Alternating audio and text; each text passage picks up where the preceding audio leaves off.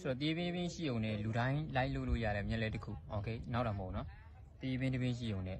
လူတိုင်းလိုက်လို့ရတယ်โอเคဆိုတော့ပထမဆုံးဒီမျက်လက်တစ်ခုတော့ရှိရင်တော့သူကလူတိုင်းကိုတော့လိုက်မပြနိုင်ပေါ့နော်ဒီလိုမျိုးတေးပင်းရှိမယ်နော်အဲ့တေးပင်းကိုဒါမို့လေးဆွဲလိုက်ဆွဲပြီးတော့အလဲလောက်ကနေပြီးတော့ဒီလိုလေးအလဲမကြတဲ့ကြောင့်လည်းလိုကန်လိုက်နောက်အောက်ကလိုအကွင်းလေးပေါ်လာလိုက်မယ်အဲ့အကွင်းလေးကိုအောက်ကနေပြီးအဲ့လိုလေးပင့်ပြီးဒါမို့လေးလှုပ်လိုက်ဟိုဘက်ကိုရှင်းကြရင်ဒီလိုမျိုးလေးနှစ်ခုဖြစ်သွားမှာโอเคဆိုတော့နှစ်ခုဖြစ်သွားပြီနော်မြင်ကြည့်နော်နှစ်ခုဖြစ်သွားပြီโอเคဒီလိုမျိုးအောက်ကနှစ်ကွင်းဖြစ်သွားပြီအဲ့နှစ်ကွင်းဖြစ်သွားရင်အဲ့နှစ်ကွင်းကိုဒီလိုမျိုးလေးကန်လဲရနေပြီးတော့လေးနည်းနည်းလေးကြီးအောင်လုပ်ပြီးတော့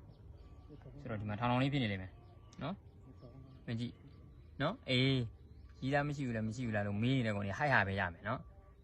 ရီးသားရှိပါတယ်ဆိုမှပဲဟိုမပြရင်မယုံဘူးဆိုတော့မဟာတာပဲရမယ်တိလားနော်လူဝေဖန်နေတဲ့ကောင်တွေဟာတာပဲရမယ်တိလားနော်ဟိုဟာလို့ဒါပဲရတေးပင်းပဲရမယ်ကွာတိလား